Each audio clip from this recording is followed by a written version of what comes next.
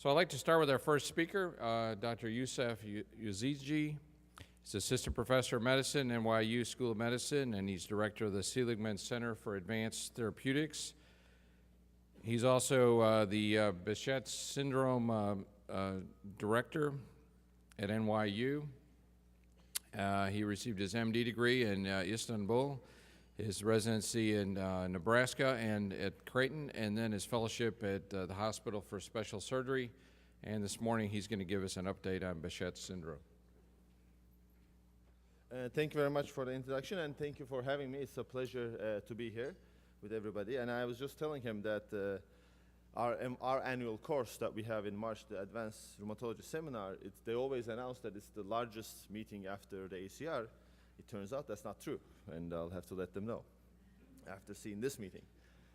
So what I'm going to try to do is to talk to you about Behs syndrome. It's an area that I've been interested in for over a decade now. And the way I got interested in it is I finished my fellowship in 2000, and my father is also a rheumatologist in Turkey that does a lot of work with Behs, has over the years. And I would get these calls from patients saying, well, we've been diagnosed with Behs. I said, fine. And then they were online, and they saw Dr. Yazici that did a lot of work with Behs, and a Dr. Yazici in New York. And they say, well, are you that Dr. Yazici? I tell them I'm his son. They say, close enough, we'll come and see you. So I started, this true story, I started seeing these mostly Turkish patients and some Greek and some from the Middle East with Behs. And after a couple of years, I moved on to NYU, and I had about 50 or so patients at that time, and we moved there, and we said, well, it might be, I mean, it's a good, as I'll get to, it's a good ethnic background area to see Behs patients. So we started a center, and to date, we've seen over 1,200 patients, of which about 500 to 600 still follow us with us regularly.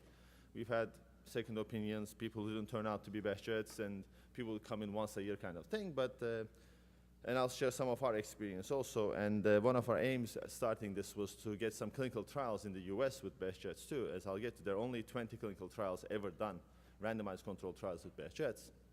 And we've been able to do that too. So I'll share you some of the Behs information and some of our experience. These are my disclosures. Now, Behs symptoms, it's a clinical syndrome. And that's, I think, what we have to keep in mind. And the symptoms have been described over thousands of years. In the old Greek texts, the symptoms were there. It's not a new disease. But it was Dr. Hulusi Behs, who was a dermatologist in Istanbul in the 30s, who realized that these disparate symptoms were actually part of the same condition. And interestingly, the first 3 patients that he published developed these symptoms over 17 years, which is not the typical case for Behs. Most Behs patients get all their symptoms usually earlier in the first 5 years, but these were the first 3 patients. And the disease has been called with by his name since then. Now, as I mentioned, it's a clinical diagnosis. Not the best pictures to see right after breakfast, but there are no blood tests, there are no real biopsies that help, there is no imaging that's definitive. It's basically a constellation of signs and symptoms. Now, the most commonly, there are more than 15 different diagnostic criteria that have been proposed. There are 2 that are majorly used. This is the one that's most commonly used, and it's the one that's used in clinical trials, which says you have to have oral ulcers.